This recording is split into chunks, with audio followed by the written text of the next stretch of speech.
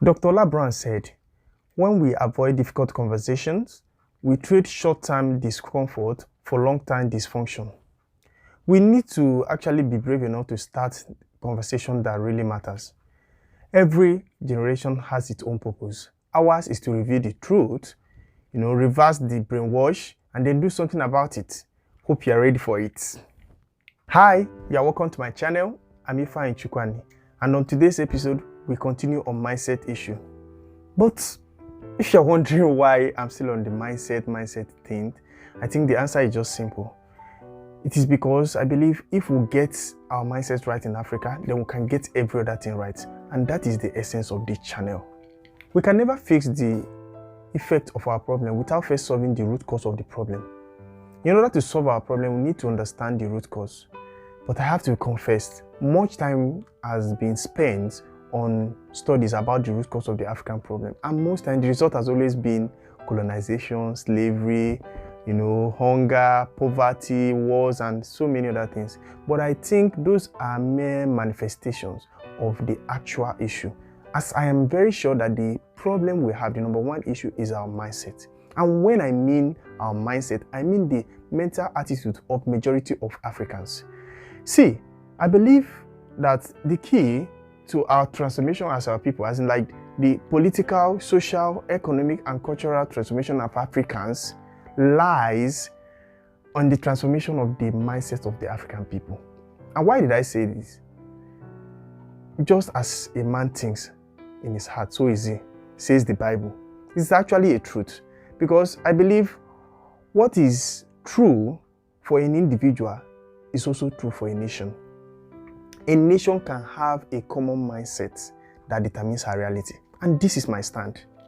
You see, guys, the common problems in our continent, like dictatorship and corruption, begins in our individual mind before becoming a problem for our individual nations and then to the continent at large.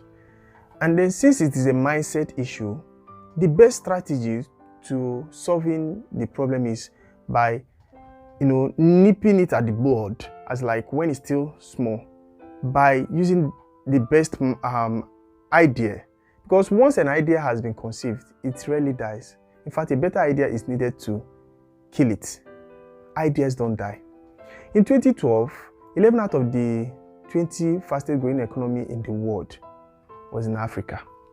And what was the secret behind this? Change of mindset. Those 11 African countries discovered that selling your commodities, just selling your raw materials, was not needed. So they actually had to start converting their own raw materials to finished goods, and then selling it out, offering services. And that made those nations keep growing. So credit will not be given to those natural resources we have in Africa. Credit will be given to the technical know-how, the mindset that we have. So everything still boils down to the fact that the leaders of those 11 fastest growing economy in the world in Africa had a change of mindset. Instead of selling their this, they had to start utilizing it. So it all boils down on the kind of mindset we have. There are basically two types of mindset: fixed mindset and growth mindset. But we're actually going to dwell on the fixed mindset today. When we talk of fixed mindset, we talk of people that actually believe that basic qualities like intelligence and talent are a fixed trait, while the growth mindset believes that there's always room for improvement. Have you heard people say, I can't do this? Africa is never going to get better. Things are the way they are because they're supposed to be that way. Those are actually clear case of people that have this kind of fixed mindset. There are people that believe that it is too risky to take risks, that they're usually scared of failure. They actually don't want to fail. They don't want to make mistakes. They're very careful about everything. There's nothing they want to do that they actually put in their best. They're always skeptical about everything. They always want to, they only try to do what they are good in, as like what they are good at, very good at. They don't try to do any other thing. And then they like doing things the way it has always been done centuries before they are born. They always fixated and never wanted to change. I'm very sure that most of us have found ourselves in discussions or a kind of conversation where the discussion aggravates this kind of statements. I can't do anything about it since I made it that way. I can't change it. Africa would never get a peaceful election. These statements come from people with fixed mindset. And to be honest, our thoughts or the kind of words we say originates from the kind of mindset we have. For a continent where election can be won by politicians with just tribal sentiments, it's strange. Do you know that if the president of a country comes from a particular tribe, the tribesmen of the president will see themselves as superior to every other tribe? And then what baffles me is that we are the origin of this Ubuntu philosophy, where I am who I am because of who we are. And then we're still grappling with this mindset issue. It's strange. On a final remark, the mindset of citizens that thought of tribal differences also has the potential to think of the commonalities.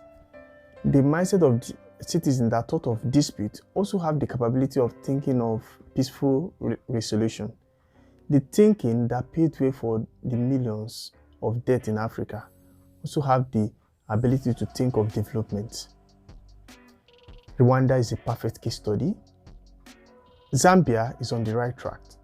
I must not fail to say that those that have fixed mindset developed it from childhood, and those that also have growth mindset developed it from childhood. But either way, we can change the kind of mind we want to have at every point in time. For Africa to get it right, we need to understand that our problem is first a mindset issue before anything. So thank you guys for watching. Kindly like, share, and subscribe. Catch you up next week. Bye.